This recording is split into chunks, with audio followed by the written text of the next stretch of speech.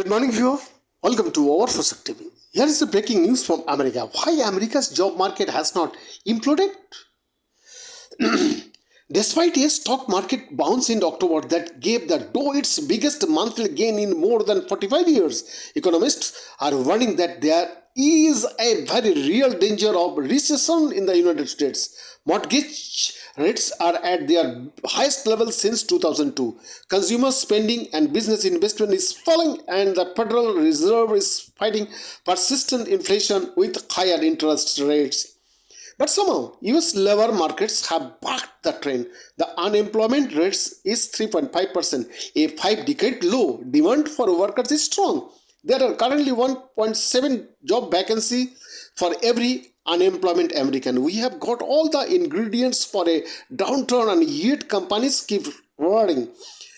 What happening? New data this week will likely show that there were 10 million job openings at the end of September in the United States. That's about the same as in August and still far greater than the 7 million openings pre-pandemic. Labor costs have also grown at a rapid clip as employers increase salaries and benefits to attract and retain employees. US employment costs grew by 1.2% in the third quarter, according to Labor Department data released last week. While job openings should continue to fall in the months ahead, the fact that they remain well above normal levels should continue to support strong job growth, possibly all the way into 2023, said David Kelly, chief global strategist at JP Morgan firm.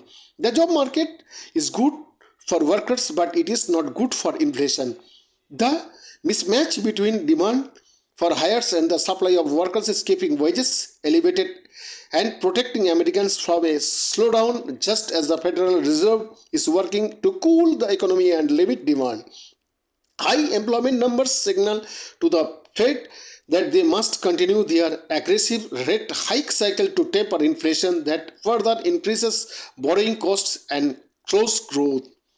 History shows us that when the Fed tightens, employment drops during periods of high inflation in the 1970s and 1980s. Tightening by the Fed led to unemployment rates of 9% in 1975 and 10.8% in 1982. The Fed's own projections find unemployment rate should rise to 4.4% by the end of 2023, nearly a percentage point higher than where they stand now. The problem is this time around, the shape of the job market is different. Employers are less concerned about layoffs and more concerned about their ability to fill open position. So they are hoarding workers and holding off layoffs just in case. Vice Fed Chair Leslie Bernard said earlier this month, no one is quite sure how the economy is going to land in the next few months. If the Fed does achieve a soft landing, that means it could remain incredibly difficult to hire qualified employees. If the economy does grind to a halt, expect more drastic HR moves. The Dow fell about 80 points in trading Monday, but it still gained 14% in October. That's its best monthly gain since January 1976, reports my colleagues Paul R. La Monica. The upward bounce is a bit of an anomaly. Interestingly, the researchers found that the increase in hostility experienced by Yellen was absent among those legislators with tutors. Behind the report for TV.